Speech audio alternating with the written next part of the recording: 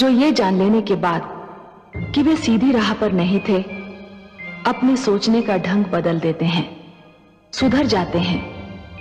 दूसरे वे जो अपने आप को सुधारना अपनी हार समझते हैं, उनका अहंकार उन्हें सुधरने नहीं देता।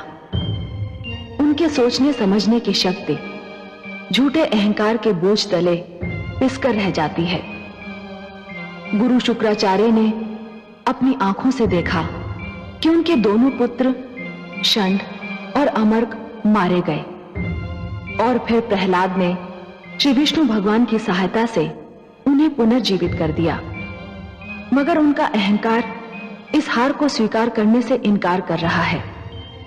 जब उनकी ये दशा है तो हिरण्यकशिपु से ये आशा रखना ही व्यर्थ है कि वो प्रहलाद को सच्चा मान लेगा, क्योंकि वो तो अहंकार गुरु शुक्राचार्य से भी आगे है। गुरु शुक्राचार्य तो केवल भगवान श्री विष्णु के बैरी हैं, किंतु हिरण्यकशिपु तो स्वयं को भगवान मनवाने पर अड़ा हुआ है। देखना यह है कि अपनी इस हार का वो किस प्रकार सामना करता है।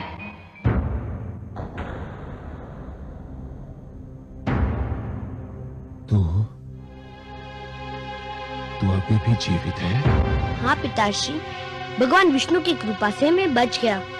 किंतु मैं आपसे ये पूछता हूँ कि आपके आज्ञा अनुसार मेरा वध हो जाता तो क्या आप मुझे पुनर्जीवित कर सकते थे? बंद कर अपना प्रलाप। गुरुदेव कहाँ है? कहाँ है गुरुदेव? मैं यहाँ हूँ दैत्येंद्र। ये मैं क्या देख रहा हूँ गुरुदेव? षंड और अमर के निर्जीव स्वर, आपका पहली बार झुका हुआ सिर, और ये जीवित दुष्ट प्रहलाद, ये मैं क्या देख रहा हूँ गुरुदेव? कहीं मैं स्वप्न तो नहीं देख रहा? नहीं वत्स हिरण्यकशिपु, ये सत्य है, अत्यंत कटु सत्य। मैंने कृत्या क्रिया द्वारा प्रहलाद का अंत करना चाहा था, परंतु राक्षसी कृत्या ने उल्टे मेरे दोनों पुत्रों षंड और अमर को मार डाला। किंतु ये दोनों तो जीवित हैं गुरुदेव, ये दोनों तो जीवित हैं। यही तो खेद और लज्जा का विषय है। मेरे दोनों पुत्रों का जीवन तुम्हारे विरोधी पुत्र प्रहलाद की दया का दान है। मेरी शक्ति तुम्हारे पुत्र की शक्ति के समक्ष हार गई।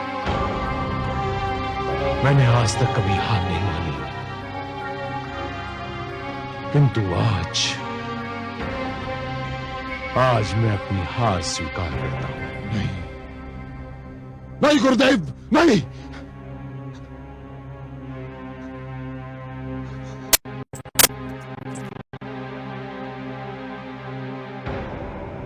ये नहीं हो सकता, ये नहीं हो सकता। मैं ऐसा नहीं होने दूंगा, ऐसा कदापि नहीं होने दूंगा। तेरे विष्णु ने मेरे भाई को छीना, मेरी बहन को छीना, और अब मेरे गुरुदेव को छीन लिया तेरे विष्णु ने।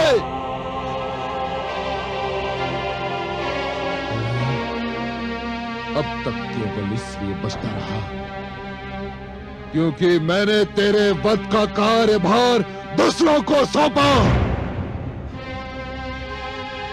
क्योंकि मैं तेरे रक्त से अपने हाथ नहीं रंगना चाहता था, किंतु अब ये अशुभ कार्य मुझे स्वयं करना होगा। नहीं, स्वामी छोड़ दीजिए मेरे पुत्र को। हट जाइए, नहीं स्वामी, हट जाइए।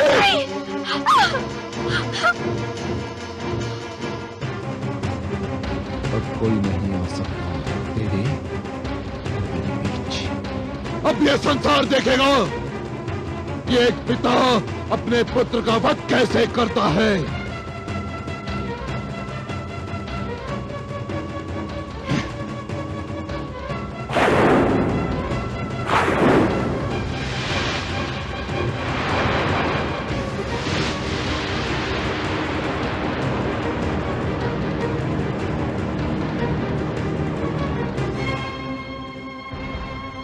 अब मैं इस आसुरी खड़क से तेरा शीश उतारूंगा।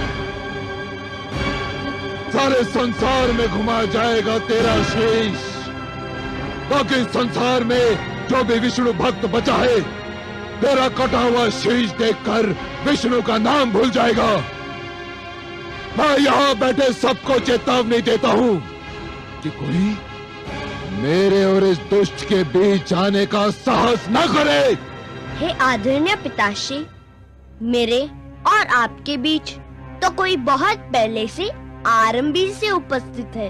कौन है वो? मेरे श्री विष्णु भगवान। नहीं प्रहलाद, कहाँ है वो? मुझे क्यों नहीं दिखाई देता? आप अपने मन से झूठा अहंकार हटा दीजिए, वे आपको भी दिखाई दे जाएंगे। झूठ बोलता है तू, झूठ बोलता है। तेरे विष्णु में इतना साहस नहीं कि वो मेरे भगवान हिरण्यकशिपु के समीप आ सके। समीप नहीं पिताश्री, वे तो आपके भीतर भी है, बस आप देखने का प्रयत्न नहीं करते। तू रोक ले अपनी जीभ, रोक ले, अन्यथा सबसे पहले मैं तेरी जीभ काट कर फेंक दूंगा, जिस पर तू बार बार मेरे भ्राताश्री और बहन के हत्यारे का नाम ले रहा है। आप जीभ काट देंगे तो मैं मन ही मन उनका नाम लूंगा। मेरे विष्णु के लिए स्मरण ही पर्याप्त है। वे हर मन में है, कण कण में है। अच्छा, तो तेरा विष्णु तेरे मन में है, हर कण में है।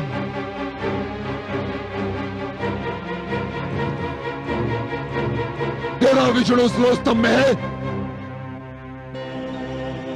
हाँ पिताश्री, मेरा विष्णु इस लोह स्तंभ में भी है।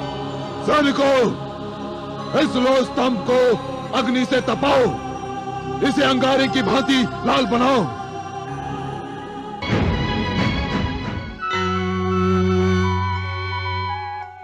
विष्णुलोक में आपका स्वागत है आदि प्रजापति। हे लक्ष्मी नारायण, रोकिए, इस नरसिंहार को रोकिए, नहीं तो अनर्थ हो जाएगा। आप ही कोई उपाय बताइए ब्रह्मा जी। मेरी समझ में नहीं आ रहा है। मैंने प्रहलाद के भाग्य लेख में उसे हिरण्यकशिपु के हाथों मारा जाना नहीं लिखा है। दूसरी ओर मैंने हिरण्यकशिपु को भी ऐसा वरदान दे रखा है कि वो मर नहीं सकता। इसीलिए मैंने सदैव यही कहा है हे ब्रह्मा, कि वरदान देने से पहले यह अवश्य सोच लेना चाहिए कि वरदान किसे दिया जा रहा है, क्यों दिया जा रहा है।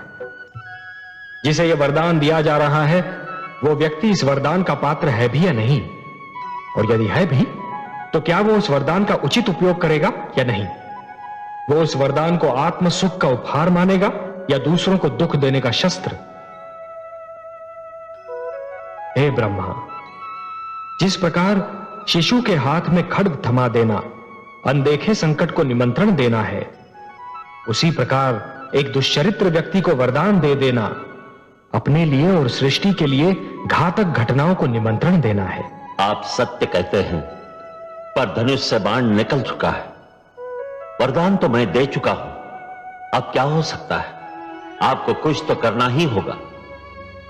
मेरे वरदान के अनुसार हिरण्यकशिपु न दिन में मर सकता है न रात में, न घर के भीतर मर सकता है न घर के बाहर, न धरती पर मर सकता है न आकाश में, न कोई पशु से मार सकता है न मानव अथवा देवता, न कोई अस्त्र उसकी मृत्यु का कारण बन सकता है और न ही शस्त्र।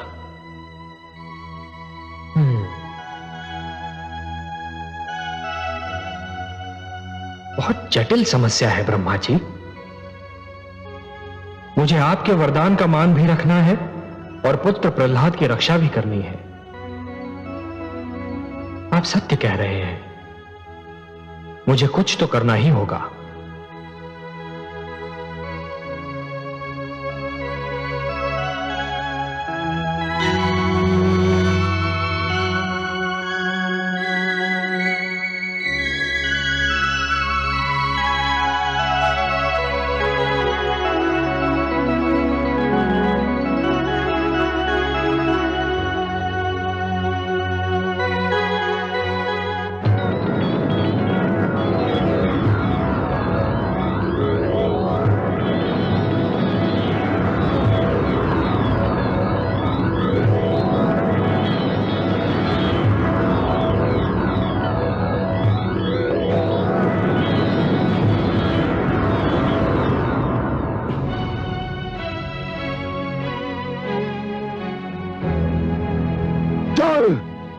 स्वामी, चल। मत ले जाइए मेरे लाल को, छोड़ दीजिए उसे, क्षमा कर दीजिए, मत ले जाइए उसे, क्षमा कर दीजिए स्वामी, मत ले जाइए, मत ले जाइए, मत ले जाइए।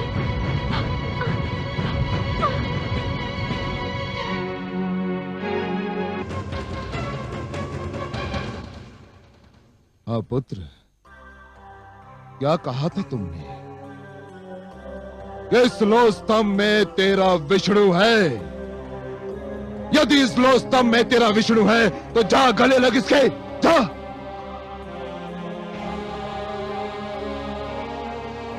आगे बढ़ दुष्ट, अपने विष्णु का आलिंगन कर, जा। जो आज्ञा पिताश्री, आपका आशीर्वाद चाहिए। ओम नमो भगवते वासुदेवाय। ओम नमो, ओम नमो।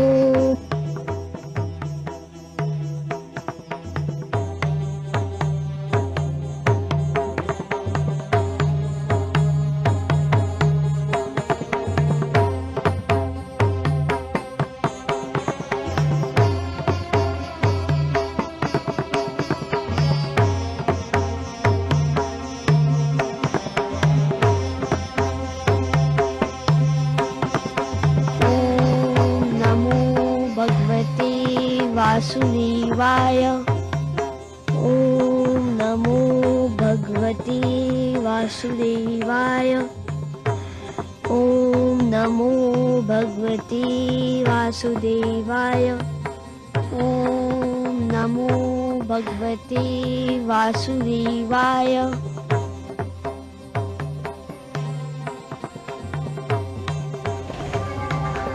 मैं अपने विष्णु के गले लग गया पिताश्री। धूर्त कपटी, अवश्य तेरे पास मायावी शक्तियां हैं जिसकी सहायता से तूने इस लो स्तंभ को ठंडा कर दिया।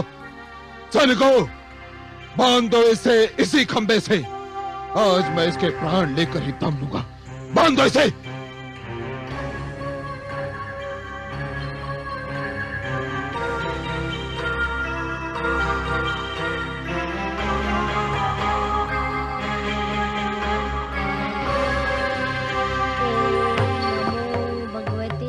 वासुदेवाय। ओम नमो भगवते वासुदेवाय। ओम नमो भगवते वासुदेवाय। ओम नमो भगवते वासुदेवाय।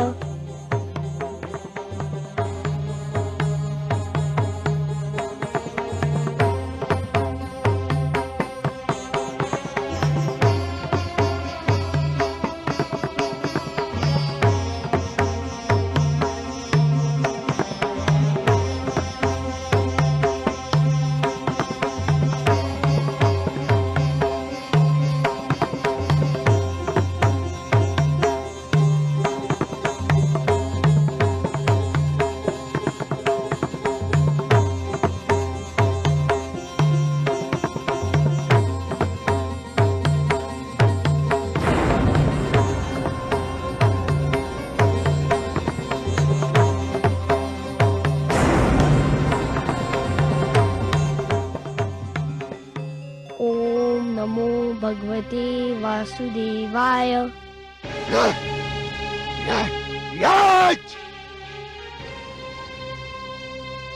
अब तुझे कोई नहीं बचा सकता, तेरा विष्णु भी नहीं। हाँ,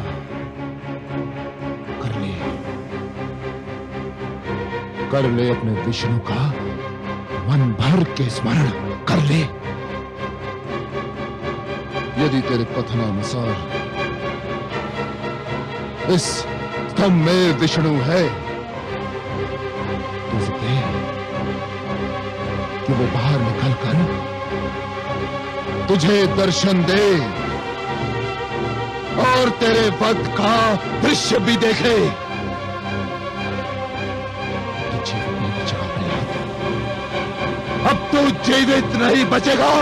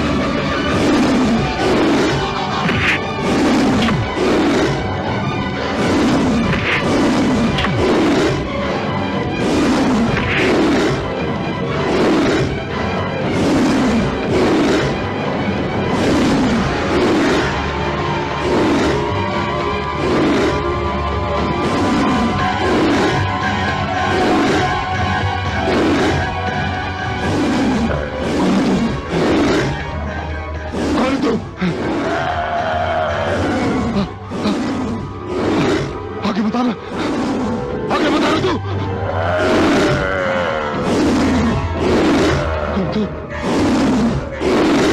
कौन है तू?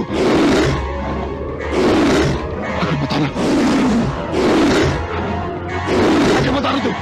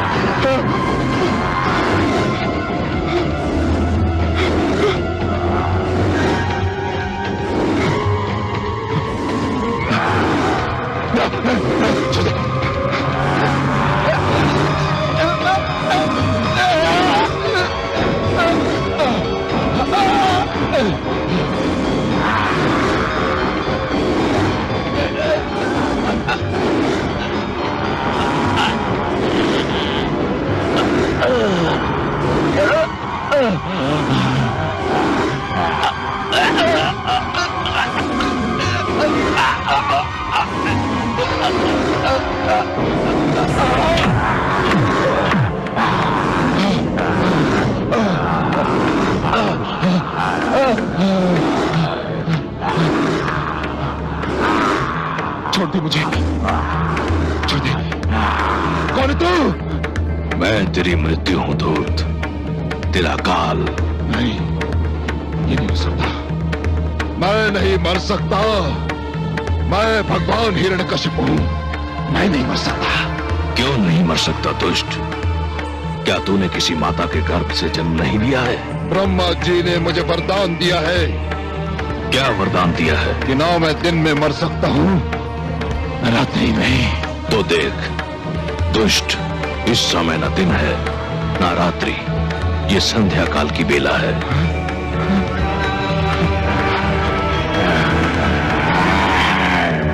न मैं घर के भीतर मर सकता हूं, न घर के बाहर। तू न घर के भीतर है न घर के बाहर, तू इस समय चौखट पर है।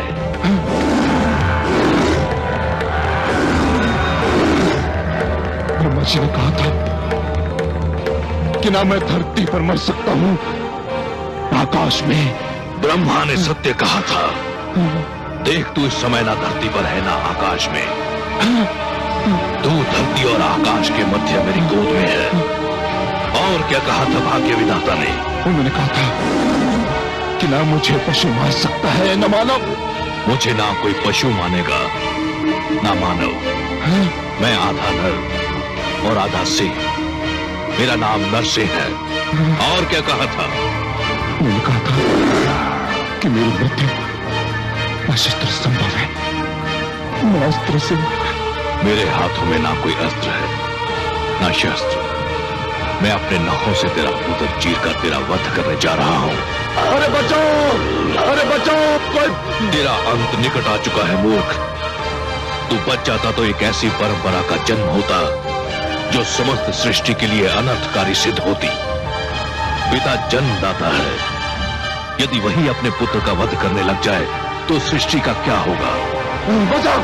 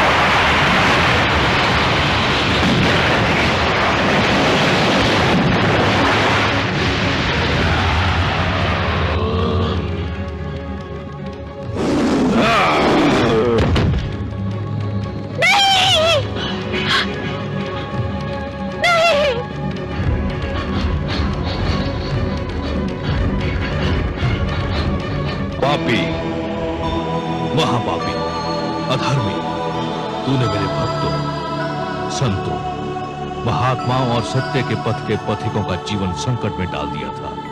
मेरी ही इच्छा से प्रहलाद जैसे भक्त का जन्म असुर कुल में हुआ, ताकि तेरे अभिमान को तेरा ही रक्त ललकारे और संसार को यह ज्ञान भी हो कि असुरों में भी महापुरुषों का जन्म संभव है। हे नराधम, तूने ब्रह्मा से छल द्वारा एक वरदान क्या मांग लिया? तूने वास्तव में यह समझ लिया कि तुझे मृत्यु से मुक्ति मिल गई। मूर्ख, परमेश्वर के अतिरिक्त जन्म और मृत्यु के चक्र से कोई मुक्त नहीं है। तेरे मन में यह भ्रम समा गया कि तू श्रेष्ठ है, तू सर्वशक्तिमान है। हे दुर्बुद्धि, हे दुर्मते, केवल ईश्वर श्रेष्ठ है। ईश्वर, केवल ईश्वर सर्वशक्तिमान है, केवल ईश्वर सर्वशक्तिमान है।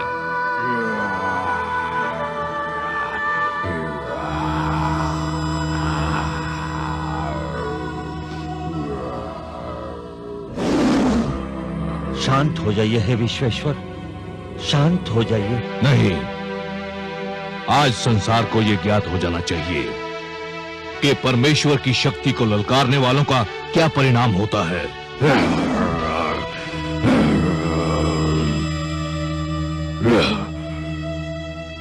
हे जनार्दन, हे लक्ष्मीपति, दुष्ट हिरण्यकश्यप अपने परिणाम को पहुंच गया है। अब अपना क्रोध रोक लीजिए। नहीं, अभिमानियों को यह ज्ञात हो जाना चाहिए कि उनका अभिमानी सिर किस प्रकार पैरों तले रौंदा जाता है।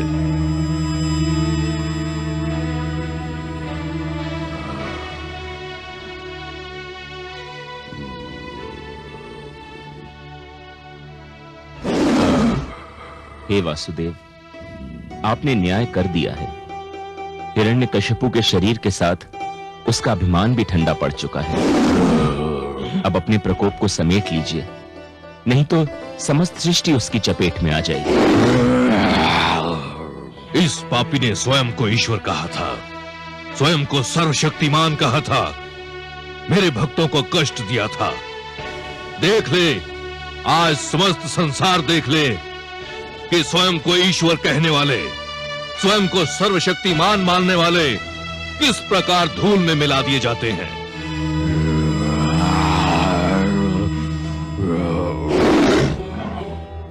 हे दया निधान, हे कृपा सागर, हे करुणा सिंधु, मैं जानती हूँ जब मानवता पे कोई संकट आता है, जब कोई आपके भक्तों को सताता है, तब आपके मन में क्रोध का ज्वार उमड़ता है।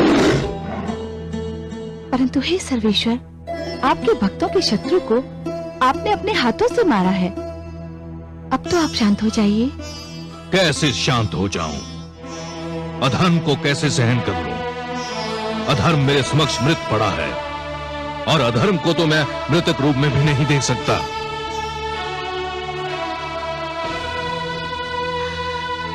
पुत्र,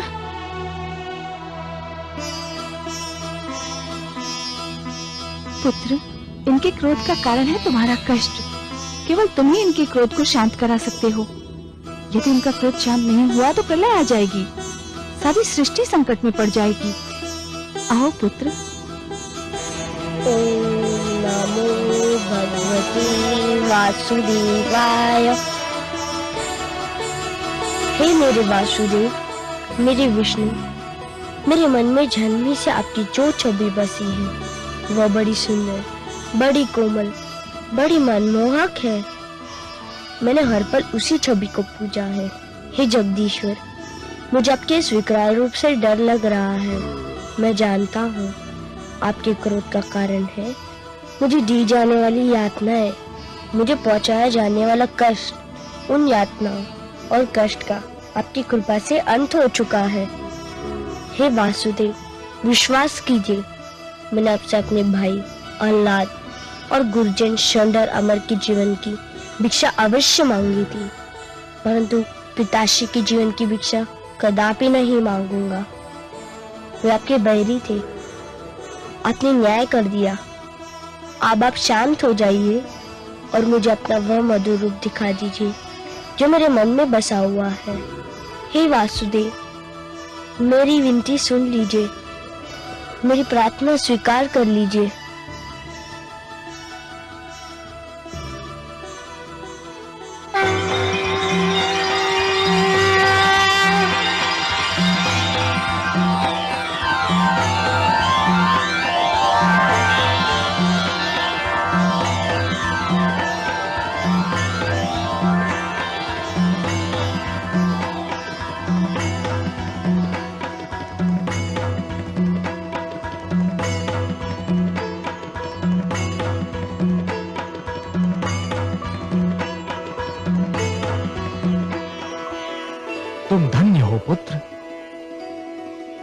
तुम धन्य हो।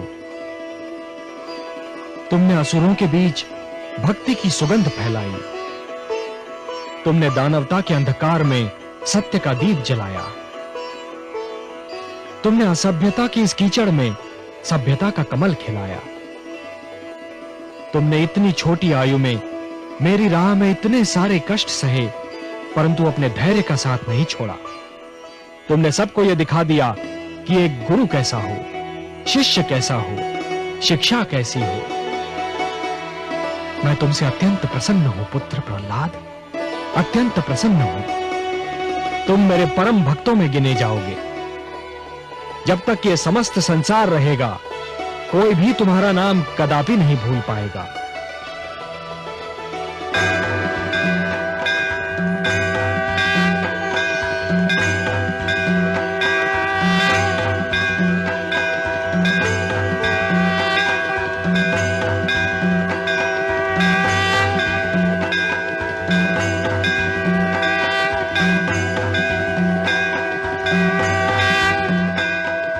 पद्मनाभ, हे वासुदेव, आपको कोटि कोटि प्रणाम। आपकी कृपा से पुनः एक बार सत्य की विजय हुई, पापी का अंत हुआ, पाप का नाश हुआ। मानवता की सबसे बड़े शत्रु हिरण्यकशिपु को आपके हाथों मोक्ष प्राप्त हुआ। महादेवी, मानव मेरी सबसे प्रिय रचना है। यह धरती तो मुझे स्वर्ग से भी अधिक सुंदर लगती है।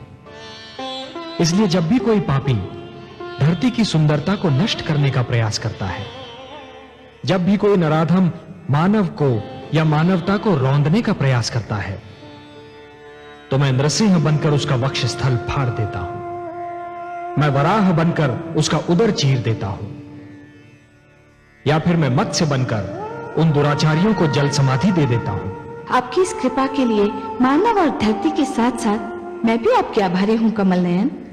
जिस प्रकार आपने पुत्र प्रहलाद की रक्षा की, सारी संसार की माताओं की ओर से मैं आपको धन्यवाद देती हूँ।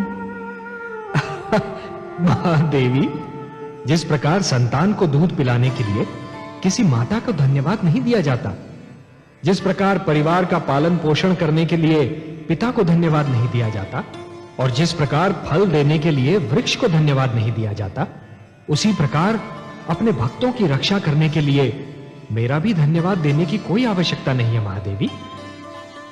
मैं तो पिता हूं, सर्वेश्वर हूं, और यह समस्त विश्व मेरा परिवार है। भक्त प्रहलाद तो मेरा एक महान भक्त है महादेवी, और अपने भक्तों से मैं इतना अधिक प्रेम करता हूं कि कदाचित स्वयं अपने आप से नहीं करता। सत्य है कमल नयन, इसीलिए तो हिरण्यकशिपु पर आपके क्रोध का स्मरण करके मुझे अभी भी रोमांच हो रहा है। महादेवी, एक पापी, एक अत्याचारी कभी भी मेरी दया का पात्र नहीं हो सकता। हिरण्यकशिपु के पापों का घड़ा मेरे भक्तों से रक्त से भर रहा था। कोई भी दिन ऐसा नहीं था जिस दिन उसने मेरे भक्तों की हत्या न की हो। जिस क्रूरता से उसने विष्णु नाम के बालक की हत्या कर दी, उसी क्रूरता से मैंने भी उसका वध कर दिया। आपको उस पापी के लिए कैसा भयानक रूप धारण करना पड़ा था? महादेवी, अपने भक्तों की रक्षा करने के लिए मैं कोई भी रूप धारण कर सकता हूं। जैसे आज नृसिंह अवतार धारण करके मैंने उस पापी हिरण्यकशिपु का वध कर दिया, जो स्वयं अपने ही पुत्र का वध करना चाहता था, केवल अपने पाखंड की रक्षा करने के लिए। अपने स्वार्थ, अपनी महत्वाकांक्षा के सामने वो ना तो राजधर्म को निभा पाया, न एक पति के धर्म को, और ना ही पिता के धर्म को। मैंने उसके वंश में प्रहलाद जैसे बालक को जन्म दिया। प्रहलाद, जिसका मुखमंडल देखकर स्वयं अत्याचार को भी दया आ जाए। परंतु हिरण्यकशिपु को दया नहीं आई महादेवी। महादेवी, यह धरती मैंने ऐसे अत्याचारियों के लिए नहीं बनाई। यह धरती मैंने ऐसे हत्यारों के लिए नहीं बनाई। इस धरती की सुंदरता धमाके से उजाड़ने के लिए मैंने नहीं बनाई महादेवी। इसलिए आज मैं यह पुनः घोषणा करता हूं, परित्राणाय साधूनाम विनाशाय च दुष्कृताम धर्म संस्थापनार्थाय संभवामि युगे युगे। जब जब धर्म पर संकट आएगा महादेवी, और ये दुष्ट जन महात्माओं को कष्ट पहुंचाएंगे, तब तब धर्म की रक्षा करने में आऊंगा, धरती और मानवता की रक्षा करने में आऊंगा और हर युग में आता रहूंगा। होना ही था एक दिन अभिमानी का नाश, अंधियारा हारा सदा, जीता सदा प्रकाश। अहंकार जब कर गया अपनी सीमा पार, भक्तों के हित में किया दुष्टों का संहार, दुष्टों का संहार।